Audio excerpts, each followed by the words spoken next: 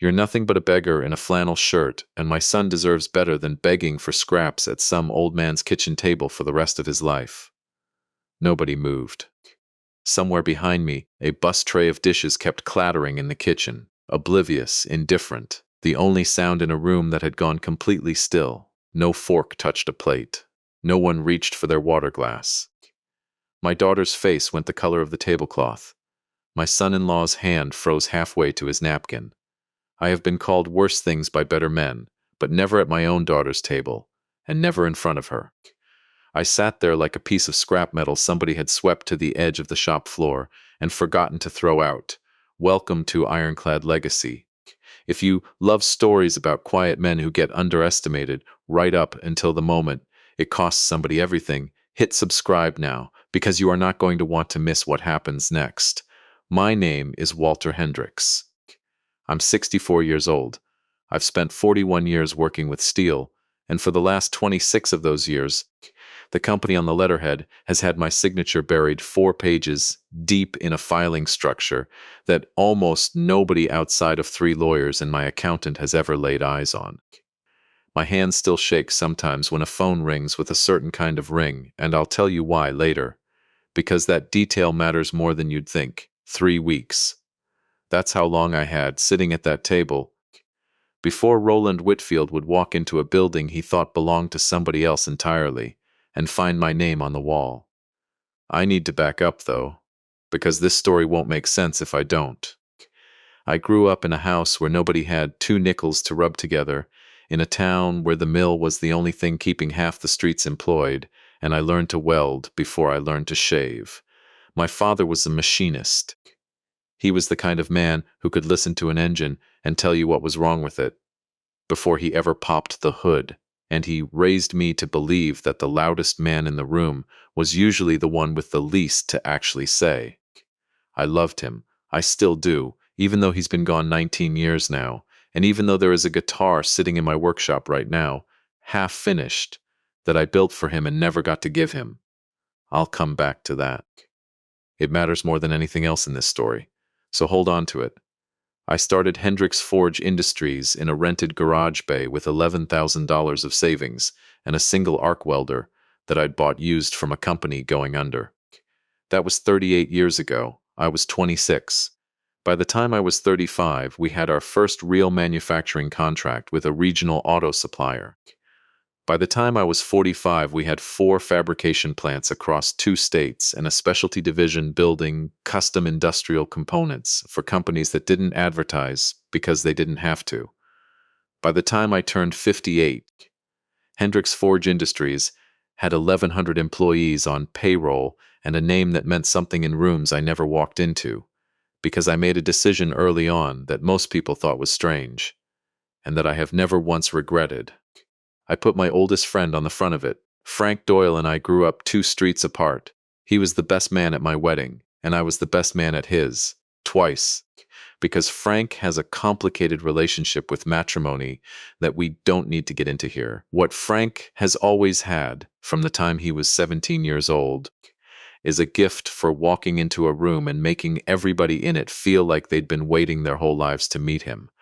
I do not have that gift. I have never had that gift. I can build you anything you want out of steel.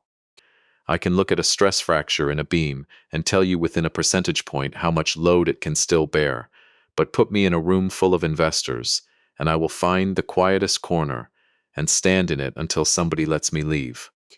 So when the company started to grow past what a rented garage bay could handle, I made Frank the president, then the CEO.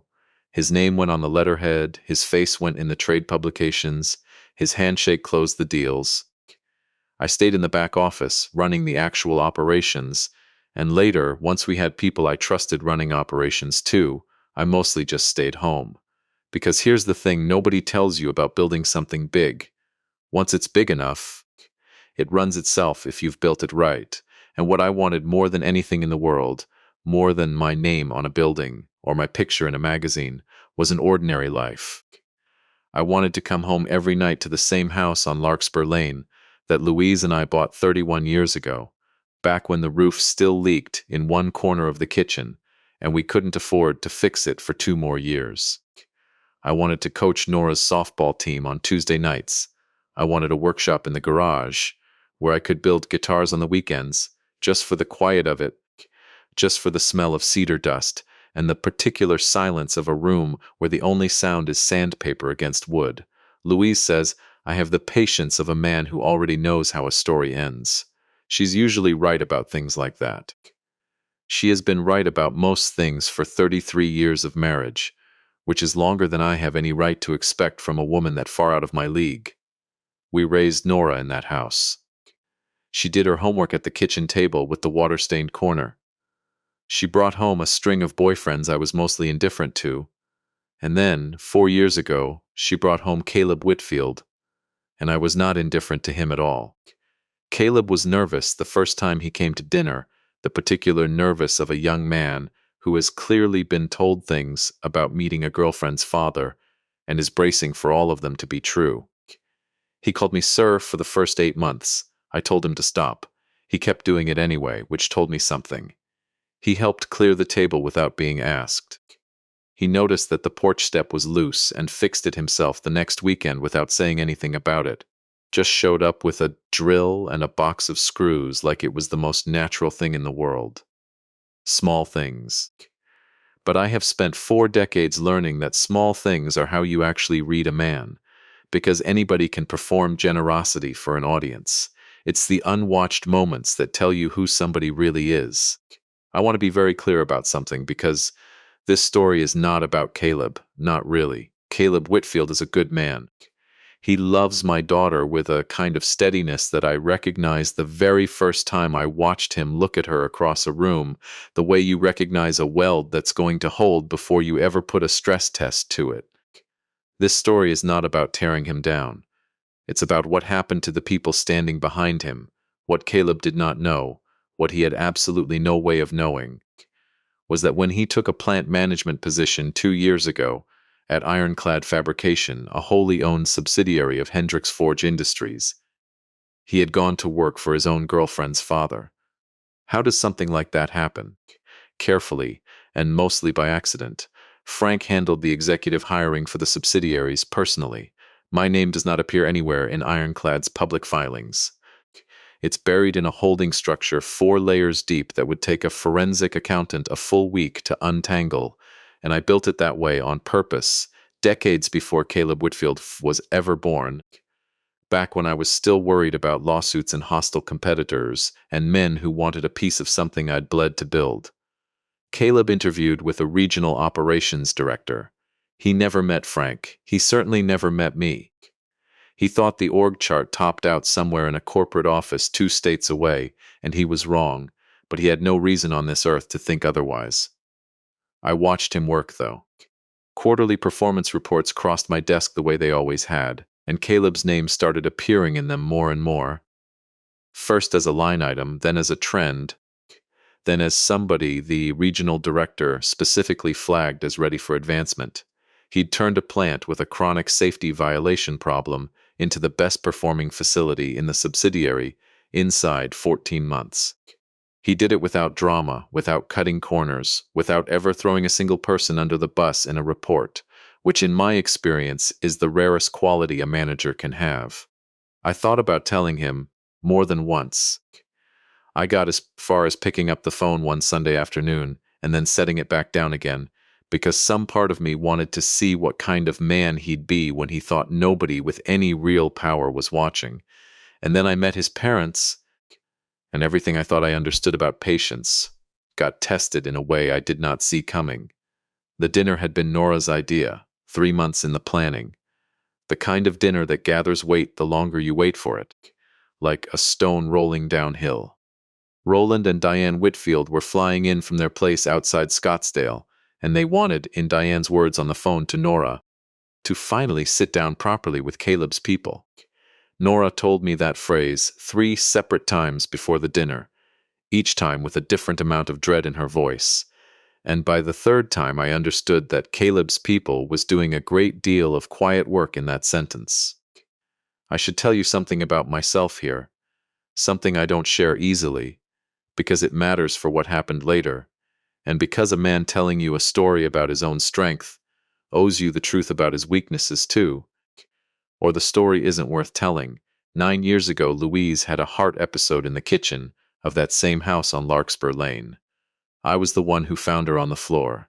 I was the one who called the ambulance, and I remember every second of the 11 minutes it took to arrive with a clarity that still visits me at 3 in the morning sometimes, uninvited. She's fine now. She has been fine for years. The doctors call it a full recovery, and by every medical measure that's exactly what it is. But somewhere in my body, in some part of me that doesn't answer to reason, a switch got permanently flipped that day, and it has never fully flipped back. A particular kind of siren, high and looping, the specific pitch of the ambulance that came for her, still does something to my hands that I cannot control and have stopped trying to hide from Louise, though I hide it from almost everyone else. My fingers go cold. My jaw locks. For a few seconds, wherever I am back on that kitchen floor. I tell you this now because it happened at that dinner in front of the Whitfields, before Roland ever opened his mouth about beggars. And it is the reason I understand exactly why he thought what he thought about me. Somebody's phone went off across the restaurant just as we were being seated. An old-fashioned siren ringtone, the kind teenagers think is funny, looping twice before whoever it belonged to silenced it. My hand jerked on its own. I knocked my water glass into my bread plate hard enough that it cracked down one side, and I had to excuse myself to the restroom for almost 4 minutes to put myself back together in front of a mirror, breathing the way a counselor taught me years ago, before I could walk back out and sit down like a man who hadn't just come apart at a table full of strangers. I watched Roland Whitfield's face when I sat back down. I watched him recalibrate me, quietly, the way men like Roland are always recalibrating everyone around them, filing people into columns. Before that moment, I don't think he'd decided much of anything about me at all. After it, I could see the column I'd landed in. Nervous. Unsteady. A man who cracked a plate over a ringtone. I said nothing. I picked my napkin back up and asked the waiter for a new water glass, and the dinner went on. Roland Whitfield is a big man in a good suit, the kind of posture that comes from 30 years of walking into rooms where people already knew who he was before he said a word. He develops commercial real estate outside Phoenix, strip malls and mid-rise office parks, mostly, and he talks about cap rates, the way other men talk about their grandchildren. Diane is precise in a way that takes real money to maintain. Every hair exactly where she put it that morning. A smile that does all its work in the mouth and none of it anywhere near the eyes. "So, Walter," Roland said about 40 minutes in, leaning back with his wine like a man settling in to enjoy himself, "what is it you do?" "I'm retired," I said. "Retired from what, though?" Diane asked, eyebrows lifting with an expression I'd seen my whole life on people like her, something between concern and relief, like she'd expected a worse answer and gotten one that at least had the decency to be brief. "I ran a shop for a lot of years, steel work, mostly, a shop," Roland repeated, nodding slowly, filing it. "Well, there's honest dignity in that. I have heard that sentence, in one shape or another, my entire adult life, from men who mean the exact opposite of what they're saying. What Roland meant was, how quaint. What Roland meant was, my son is marrying beneath the family, and I am being gracious enough not to say so directly at the table." Nora's jaw tightened, almost too subtle to catch if you didn't know her, and Caleb found something urgently interesting about the breadbasket. Dinner went on. Roland talked about Scottsdale at length, with the particular enthusiasm of a man who's been waiting all week for a fresh audience. He asked me a question about commercial financing almost by accident, and seemed genuinely thrown when I answered it correctly. "You know your numbers," he said, adjusting me upward a notch, the way you'd adjust a scale. 0 to mildly tolerable. I told him I read a lot. That seemed to satisfy him. It was over coffee, after the plates had been cleared, that Roland set down his cup and looked at me with an expression I recognized instantly, because I have negotiated with men wearing that exact face for 4 decades. It's the look of somebody about to do you a favor that isn't actually a favor at all. "Walter," he said, "Diane and I have talked about this, and we just want to say, we think there's real love between these 2 kids. We're rooting for them. But we also believe in being practical." "Practical," I said. Caleb's got a good career ahead of him, a real trajectory, and we don't want money to ever be a wedge between him and Nora going forward. So we've set something up. A little cushion, for both families, really, so nobody ever feels any financial strain pulling things in different directions. He said it like he was describing a bridge he'd built to hold everybody up. What he meant, and what everybody at that table understood he meant, was that he did not believe Nora's family, my family, could hold up its half of anything, and he was prepared to be generous about that shortfall as long as everybody understood exactly whose generosity it was. That's a kind thought, I said. What did you have in mind? Roland told me the figure. It was not small. Nora made a sound that wasn't quite a word. Caleb said my name, Mr. Hendricks, in a voice with real alarm in it, the voice of a man watching a controlled explosion he can't stop. I set my cup down very carefully. I appreciate the thought, Roland, I do, but I think I'll pass. That's when the temperature at the table changed. That's when Roland's face did something I'd file away for later, something between confusion and irritation. A man whose favor had just been declined by somebody who wasn't supposed to have the standing to decline it. And that's when he said it. The line that opened this whole story. The line about the beggar. I looked at my daughter's face when he said it, and I looked at Caleb's, and I made a decision at that table that I have not once, not for a single second since, regretted. That's very generous of you both, I said, picking my fork back up like nothing had happened at all. I'll think about it. I did not think about it. I thought about something else entirely. In the car afterward, Louise stared out the windshield for a long time before she said anything. Well, she finally said, I think you'd better call Frank in the morning. I'm going to call Frank in the morning, I agreed. Walter. Don't break that boy's marriage over his father's mouth. I'm not going to break anything, I said, pulling out of the lot. I'm just going to let some light into a room that's been dark for a while. I called Frank Doyle at 7 the next morning. Frank has known me for 56 years, and he can read my silences the way other men read a stock ticker. What happened, he said. Not a question, I told him. About the beggar comment. About the envelope-sized offer. About the way Roland Whitfield had looked at me, like I was something that had wandered in off the loading dock. There was a long pause on the other end of the line. Walter, Frank finally said. Are you about to do the thing? I'm about to do the thing. Okay, he said, and I heard him already reaching for a pen. What do you need? I need a full board meeting, Thursday, everyone in the room. And I need you to pull Ironclad's quarterly numbers, and I need everything we have on Caleb Whitfield's performance record for the last 2 years. Another pause, longer this time. You know that's going to change everything for that kid. I know. You sure about this? I looked out the kitchen window at the workshop light still burning in the garage, at the half-built guitar sitting under a canvas sheet where I'd left it the night before, waiting, the way it had been waiting for 19 years for me to finish it. I'm sure, I said. I've been quiet my whole life, Frank. I'm not interested in being loud now. But I am done being invisible to people who've decided invisible means worthless.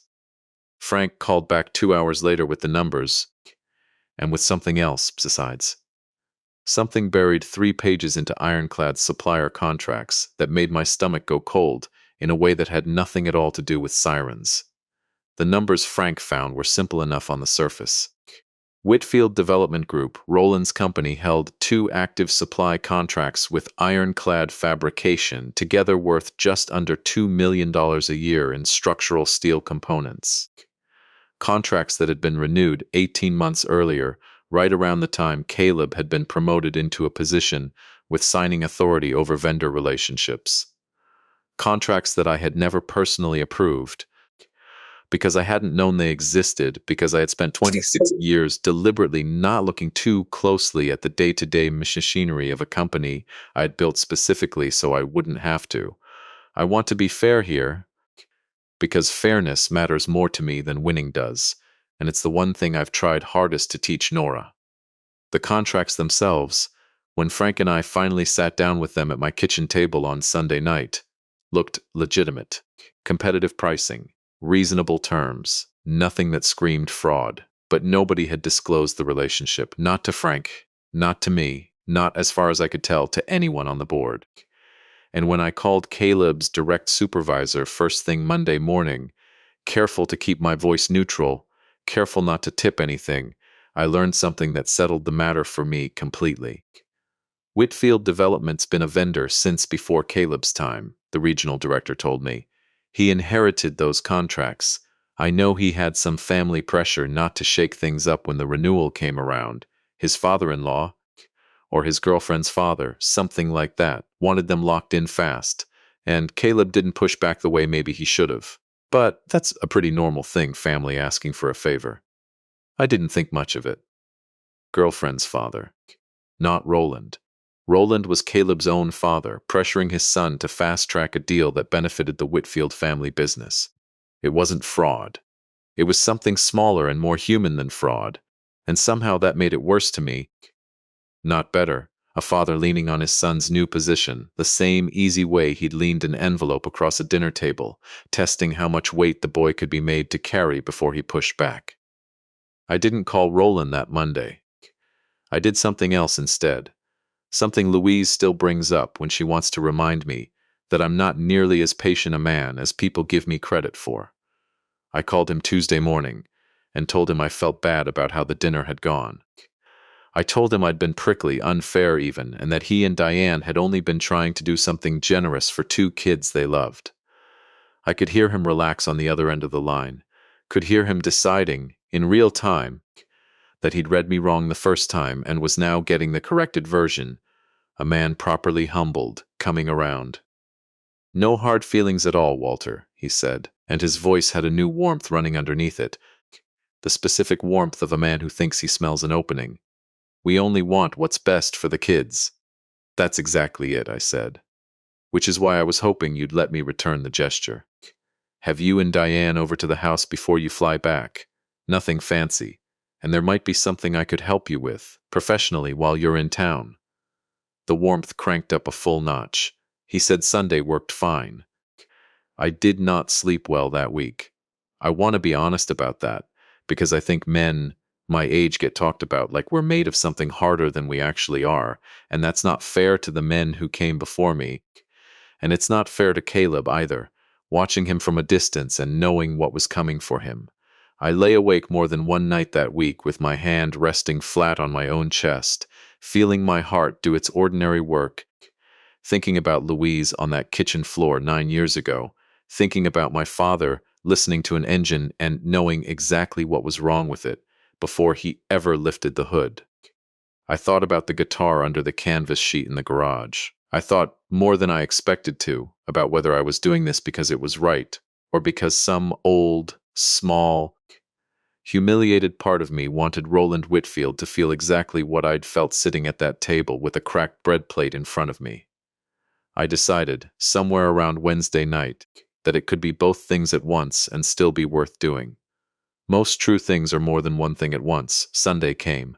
I kept the house exactly as it always was, nothing staged, nothing rearranged for effect. The same worn front porch, the same mismatched mugs in the cabinet, the kitchen table with the water stain in the corner that Nora used to trace with her finger while she did her homework.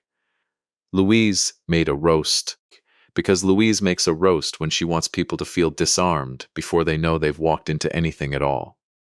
This is so cozy, Diane said, looking around the kitchen with the particular generosity of a woman evaluating a stranger's modest home and finding it, on balance, acceptable in a limited way. We like it, Louise said, in a voice with absolutely nothing extra in it. She could have been reading a weather report. Over lunch, I turned the conversation toward Roland's business. The way I'd learned to turn conversations decades ago in negotiating rooms, not steering so hard that anyone notices the wheel moving, just enough pressure to let the current do the rest of the work. Roland talked. My God, the man could talk, once he had a subject he loved and an audience willing to nod. Cap rates, a stalled expansion project outside Scottsdale, a lending partner getting cold feet on a deal he needed to close by spring. Somewhere in there, without my even having to ask directly, he brought up Ironclad on his own. Proud of it, the way a man is proud of something he thinks reflects well on him. Caleb's been good to us on the supplier side, you know, he said, refilling his wine. Kid's got a good head for loyalty. Family first. I raised him that way. There it was. The whole shape of it laid out plainly across my own kitchen table, in a man's own voice with no idea what he'd just handed me. After lunch, Roland and I took our coffee out to the back porch, where the yard runs down toward the old maple Nora used to climb, and where a stack of guitar strings sat curing in a jar on the porch rail, because I never remembered to bring them inside. Roland looked faintly out of place in that yard, the way an expensive suit always looks wrong next to a rusted watering can. I wanted to ask you something, I said. I've been thinking about hiring some outside consulting help. Financial side. Somebody with real development experience. Somebody I could trust to look over a portfolio and tell me the truth about it, no matter how it landed. Roland's whole posture changed. I watched him sit up a little straighter, watched him start doing the math men like Roland are always doing, quietly, behind their eyes. What's in this for me? How much of it? How fast? Well, he said, working to keep his voice casual and mostly succeeding. I could put you in touch with some people. I know some very sharp. Actually, I said I was hoping you'd consider it yourself, as a favor. Family helping family. I watched an entire negotiation run across his face in about 4 seconds. Pride, calculation, something that might have been genuine flattery, all of it colliding at once, and then, underneath it, something else. A flicker of real hesitation. A man who talked a great deal about being generous, suddenly confronted with an offer that would cost him actual time and actual scrutiny, rather than the comfortable, distant kind of generosity that comes printed on a check. Walter, I appreciate that, truly, but my plate's a little... Of course, I said, standing, taking his mug along with mine before he could finish the sentence. Forget, I asked. That was a lot to put on you out of nowhere. I didn't need him to say yes. I needed to watch his face when the offer stopped being about him receiving and started being about him giving something real. From the look on it, some small, buried part of him understood exactly what I'd just shown him, even if he couldn't have named it out loud. Thursday came. The Hendricks Forge Industries Board meets on the 14th floor of a building downtown that is clean and unremarkable from the outside and has my name on the incorporation papers filed in a drawer. Nobody outside 3 lawyers has ever opened.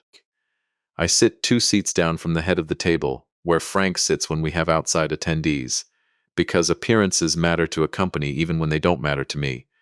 At 9:04, the door opened, and Caleb Whitfield walked in wearing the confused, alert expression of a man who'd been told this was a routine subsidiary strategy review and was now doing rapid math on why his girlfriend's father was sitting at the table.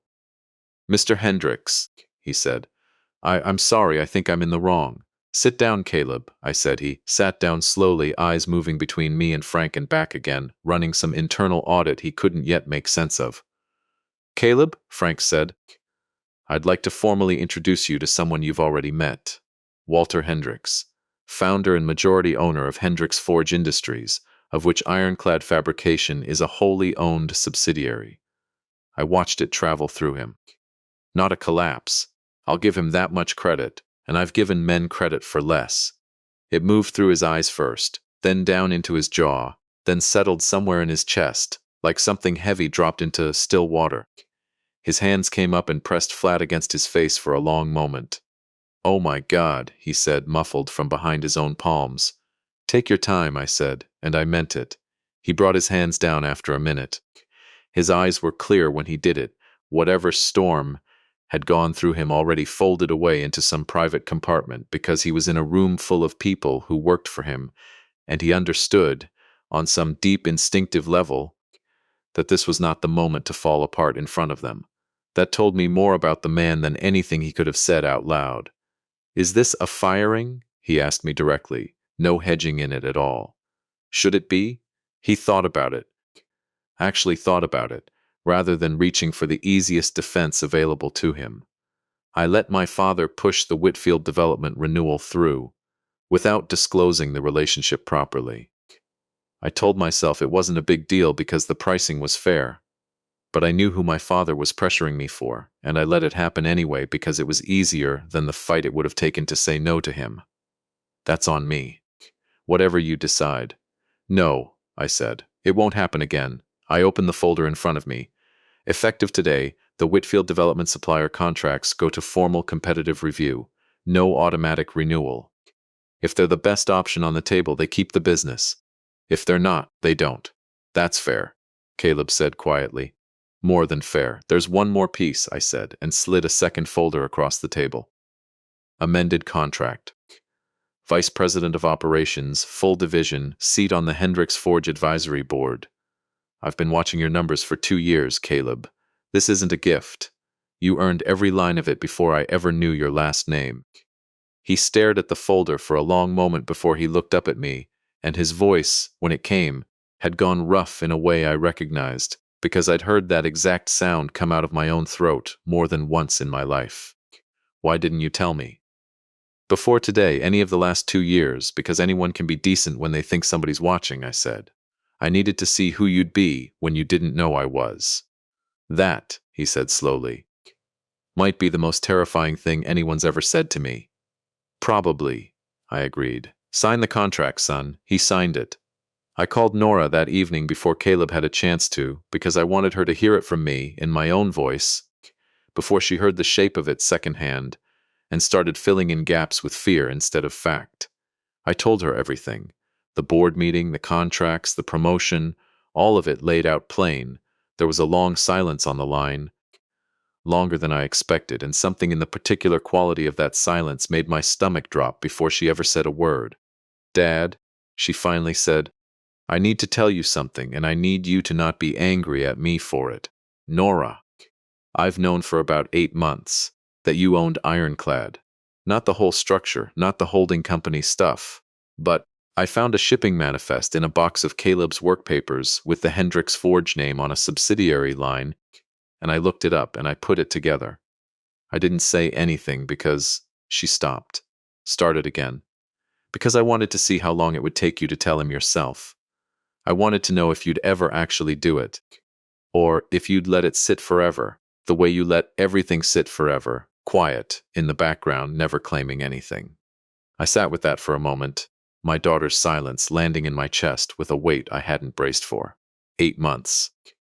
My own blood sitting on the exact secret I'd been sitting on myself for reasons that weren't so different from mine, and neither one of us had said a word to the other. You should have told me, I said, but there wasn't much force behind it, because I understood, sitting there, that I had no real ground to stand on to say it. I know, she said. I'm sorry. But Dad, I don't think I'm wrong that you needed the push. You'd have let it sit forever if Roland hadn't said what he said. She wasn't wrong. That's the part that stayed with me longest that night. Longer than the anger, longer than the relief of Caleb signing that contract. My own daughter had watched me, closer than I'd ever realized, and had understood something true about me that I hadn't fully understood about myself, that I would have gone on being invisible, comfortably, safely invisible, for the rest of my life, if a man in a good suit hadn't called me a beggar at my own daughter's table and lit something in me that had been banked and waiting for longer than I wanted to admit. I called Roland the next afternoon. I want to describe exactly how that call went, because I've turned it over in my mind more times than I can count since, and I still don't know if what I felt at the end of it was satisfaction or something closer to grief. Roland just wanted to loop you in on something. Had a board meeting yesterday. Hendricks Forge Industries. A pause. I've heard the name, sure. Manufacturing outfit, isn't it? That's the parent company of Ironclad Fabrication? Where your son works. Right, okay. As of yesterday, Caleb's the new vice president of operations. Reports directly to the board. The silence on the other end of that line was the most expensive silence I have ever personally been responsible for creating. I could hear him breathing, recalculating, running the same rapid math I'd watched cross his face on my back porch. Except this time there was nothing generous left for him to offer, because the entire shape of the room had already rearranged itself without his permission. Walter, I didn't. I know you didn't, I said. That's rather the whole point.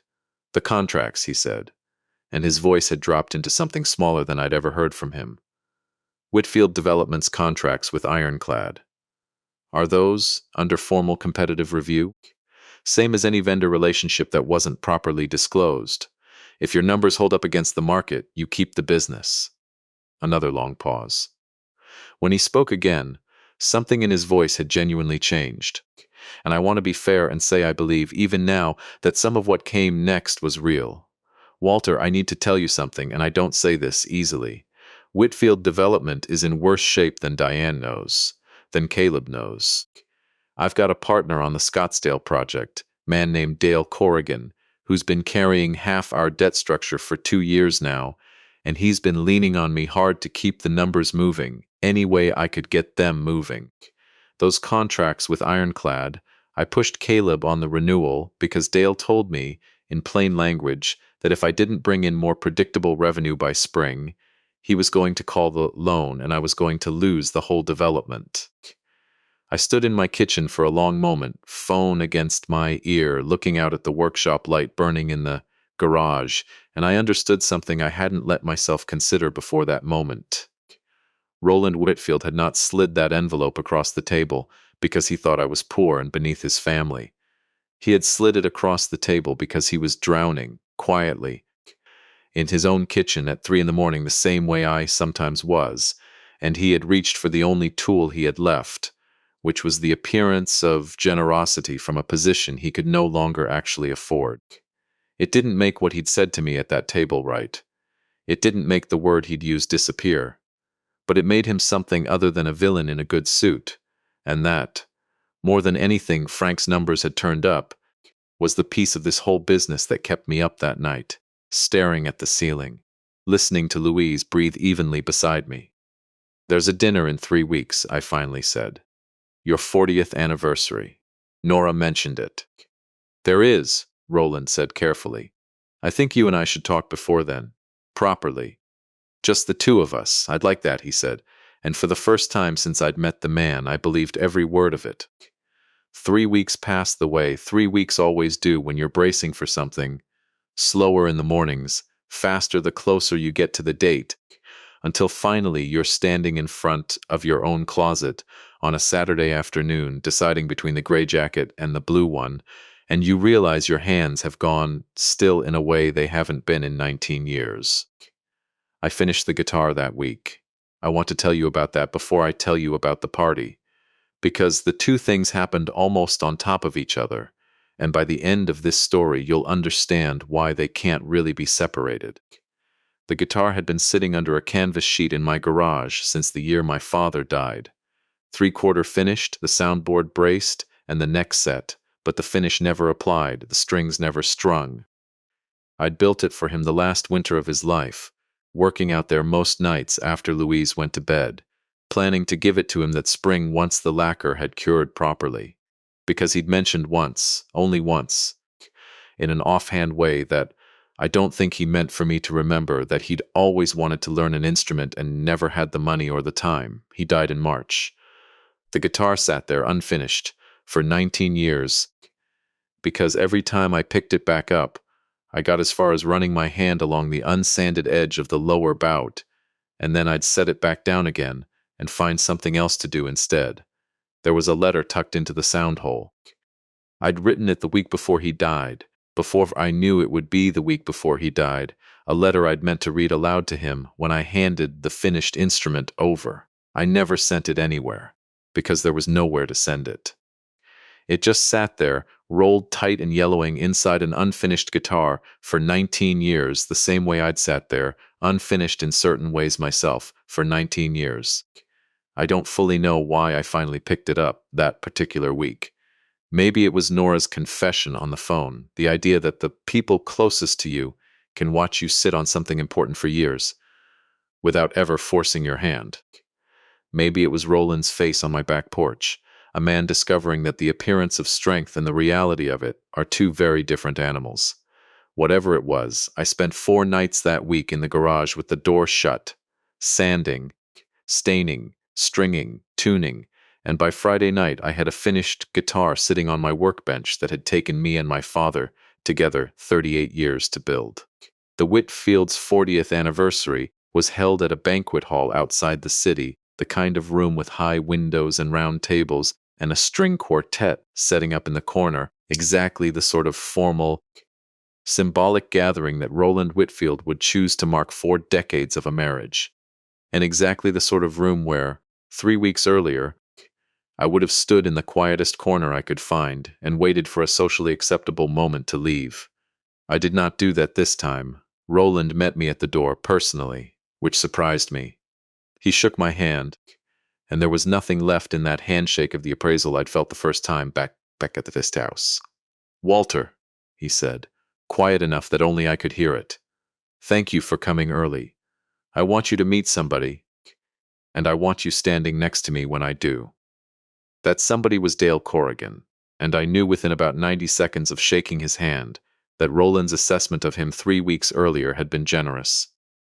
Corrigan was younger than Roland, sharper in the way of a man who has learned that charm is simply pressure applied more pleasantly, and he had the specific habit, which I clocked immediately, of complimenting a room while quietly counting who in it still owed him something. "Walter Hendricks," he said, rolling my name around like he was pricing it. "Roland's told me a great deal about you. Steelman, is that right? Salt of the earth. We need more of that in this business. People who actually build something instead of just moving paper around." There was an edge under it I didn't like. The specific condescension of a man who thinks flattery and insult can occupy the same sentence as long as he delivers them with a smile, and I filed it away the same way.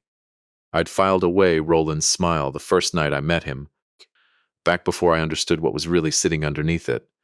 The party moved through its early hours the way these things do. Toasts, the string quartet, Louise catching my eye across the room every so often with an expression that meant she was watching me as closely as I was watching everyone else. Nora found me near the dessert table with a small, warm weight on her hip. My granddaughter Bailey, 5 years old, hair in 2 crooked braids that told me Caleb had done them that morning and done his honest best. "Grandpa," Bailey said, reaching for me with the total, uncomplicated confidence of a child who has never once had to wonder whether the man in front of her actually wanted to hold her. I took her, and something in my chest loosened the way it always does when she does that. "Grandpa, why does everybody keep whispering about you?" Out of the mouths of 5-year-olds. I glanced up and realized she wasn't wrong. There was a current of quiet conversation moving through pockets of the room, heads bent together, glances landing on me and sliding away. "Grown-ups whisper about all kinds of things, sweetheart," I said. "Mostly nothing important." She considered this with the enormous seriousness only a 5-year-old can bring to a throwaway comment. "Is it because you're rich and you don't tell anybody?" The nearest 3 adults went very quiet.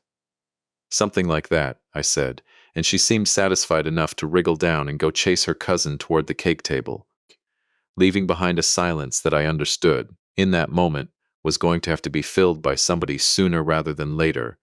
It was filled about 40 minutes later, at the worst possible time, in the worst possible way, by Dale Corrigan. Roland had stepped up to give a toast. 40 years, he was saying, 40 years and the best decision I ever made, and Corrigan had positioned himself near enough to me that I understood it wasn't coincidence. When Roland finished and the room lifted their glasses, Corrigan leaned toward me, voice pitched just low enough to seem private and just loud enough to carry to the 4 or 5 people standing nearest us. "You know," he said, "Roland tells me your father raised you in some little mill town, taught you to weld before you could shave. Sweet story, real bootstrap stuff." He smiled. "Must be strange for a man like that, watching his granddaughter grow up somewhere like this. I imagine he'd have been proud of you finally marrying your daughter up into something real, even if it took a beggar's kid stumbling into a decent job to get her there." The room around us didn't go entirely silent. The string quartet kept playing. Somebody's champagne glass kept fizzing on a table nearby. But the 5 or 6 people closest to us went completely still. The specific stillness of people who have just heard something they cannot quite believe was said out loud at a 40th anniversary party about a dead man none of them had ever met. I felt my jaw lock. I felt the old cold reach into my hands, the same cold that visits me with certain sirens, except this time it wasn't panic climbing up my spine. It was something else entirely, something that had been banked and waiting for a very long time. Before I could say a single word, Diane Whitfield set her champagne glass down on the nearest table hard enough that it rang, and turned on Dale Corrigan with an expression I would not have predicted from the woman who'd called my kitchen cozy 3 weeks earlier. "Dale," she said, and her voice cut clean through the low music, loud enough now that half the room turned. "You will not speak about that man's father at my anniversary party. You will not speak about anyone's dead father at my anniversary party. Do you understand me?" Corrigan's smile flickered, recalibrating in real time the way Roland's had at that first dinner. "Diane, I know exactly what you meant," Diane said. "I've known what you meant for 2 years. Every time you've smiled at my husband while you squeezed him for another quarter of interest he couldn't afford. I just didn't have the nerve to say so out loud until right now." Roland had gone very pale. Caleb had come up beside Nora without my noticing, one hand at the small of her back, both of them frozen, and it was in that exact moment, the room fully turned now, that Frank Doyle walked through the banquet hall doors with a slim leather folder under one arm and an expression on his face I had seen exactly 3 times in 56 years of friendship, the look he gets when he has found something and knows precisely how much it's worth. "Sorry to crash a party," Frank said, not sounding sorry at all. "But Dale Corrigan and I have some history I think everybody deserves to hear about, given the circumstances." It turned out that Dale Corrigan's lending arrangement with Roland Whitfield was not, as Roland had believed, an ordinary business loan carrying an ordinary business risk. It was one of 4 such arrangements Corrigan had running simultaneously with smaller developers around the region, each one structured with a call provision buried in language, dense enough that none of them, including Roland, had fully understood what they'd signed. A provision that let Corrigan seize controlling equity in a project at the first missed benchmarks he had quietly made harder and harder to hit with each renewal. Frank had found the pattern 2 days earlier, while pulling records for an unrelated matter, one small object at the center of it, a battered notebook belonging to a previous Corrigan partner, a man who'd lost his business 18 months earlier and had mailed the notebook to Frank's office out of nothing but the hope that someone might finally believe him. "He's not your partner, Roland," Frank said quietly, holding the folder out.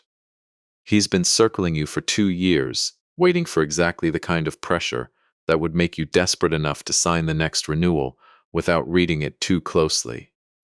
You weren't behind on the Scottsdale project because the market turned on you. You were behind because he needed you behind." I watched something break open in Roland Whitfield's face that had nothing to do with me at all, and everything to do with 2 years of a man believing he had failed his family through his own weakness, only to learn, standing in the middle of his own anniversary party, that the ground under him had been engineered to give way the entire time. Corrigan didn't stay to argue it. Men like that rarely do once the room has turned. He made a brief, bloodless comment about lawyers and left through the same doors Frank had just walked in through, and nobody moved to stop him, because nobody in that room needed him to stay 1 second longer. What happened next is the part of this story I think about most, more than the boardroom, more than the envelope, more even than the word beggar. Roland turned to me in the sudden quiet left behind, and for a moment neither one of us said anything at all. He is not a small man. He carries himself like someone who has spent 30 years believing that apologizing is a kind of defeat. But he stepped forward and he put his arms around me, right there in front of a room full of people, in a hug that lasted long enough to stop being awkward and start being real. "I am so sorry," he said, low enough that it was only for me, for the dinner, for the word I used, for every single thing I assumed about you before I bothered to actually look. "I know," I said, and I found to my own surprise that my voice wasn't entirely steady either. "You were drowning. Drowning men grab whatever's closest, even when it's the wrong thing to grab. That's no excuse." "No," I agreed, "it isn't. But it's still true. I want to tell you about the last part of that night, because it's the part that mattered most to me, even though almost nobody in that banquet hall understood what they were watching. I'd brought the guitar. I hadn't planned to. I'd left it in the truck almost as an afterthought. The way you carry an umbrella you don't expect to need. But somewhere in the hour after Corrigan left, With the party slowly finding its footing again, I found myself walking out to the parking lot and carrying it back in, and Louise, watching me cross the room with it, understood immediately what I was about to do, because she has watched that guitar sit under its canvas sheet for 19 years, same as I have. I didn't make a speech. I'm not a man who makes speeches. I sat down on a folding chair near the edge of the room with Nora on one side, and Bailey climbing into my lap and Louise's hand resting on my shoulder, and I unrolled the letter that had been sitting inside that sound hole since before Nora was even born, and I read it out loud, my voice catching in places I hadn't expected it to catch, to my father, who has been gone 19 years and never once heard a word of it. I won't repeat all of it here. Some things belong only to the people in the room when they're said, but I'll tell you the last line, because I think it's the whole reason I'm telling you any of this at all. I told you once that the loudest man in the room is usually the one with the least worth saying. I believed you my whole life. I still do. But I think I finally understand tonight that being quiet and being invisible were never supposed to be the same thing, and I'm sorry it took me this long to stop confusing them. Nobody in that room understood exactly what they were watching, except Louise and Nora, but I noticed, glancing up when I finished, that half a dozen people from the plant, men and women I'd worked beside for 20 years, and never once told the whole truth about who signed their paychecks, had drifted quietly to the back of the hall. At some point during the evening, invited by nobody, standing there without a word, just present, the way people show up for you without being asked when they've decided, on their own terms, that you're worth showing up for. The Whitfield development contracts with Ironclad were reviewed competitively that spring and split fairly between 3 vendors, Whitfield among them, on merit. Roland restructured his debt with a legitimate lender inside 2 months. No envelopes involved on either side. He calls me most Sundays now, mostly to talk about nothing in particular, which I've come to understand is its own kind of apology, repeated weekly, for a long time to come. Caleb has run his division for over a year now. He still calls me sir about half the time, and I've mostly stopped correcting him because I've realized it isn't nervousness anymore. It's something closer to respect, freely given, which is worth more than anything a title on a door could buy. The guitar sits finished on a stand in my living room now, not in the garage, not under a canvas sheet. Bailey plucks at the strings sometimes when she visits, badly, joyfully, with absolutely no idea what it took 38 years and one long overdue night to finally build. I didn't go looking for any of this. I want to be clear about that, the same way I was clear at the start. I didn't build a company to hold it over anyone's head. I kept my name off the letterhead because I liked sleeping at night, and I drove an old truck because I liked the truck, and I sat quiet at that first dinner, not because I had nothing to say, but because I've spent a lifetime learning that the man holding the most weight is rarely the one making the most noise about carrying it. But when Roland Whitfield called me a beggar at my own daughter's table, he made a choice about which story he thought he was standing inside of. He just didn't know, yet, that I was the one who'd been quietly holding the pen the whole time, and that some structures, like some men, are a great deal stronger than they ever let on, right up until the moment somebody finally tests the weld.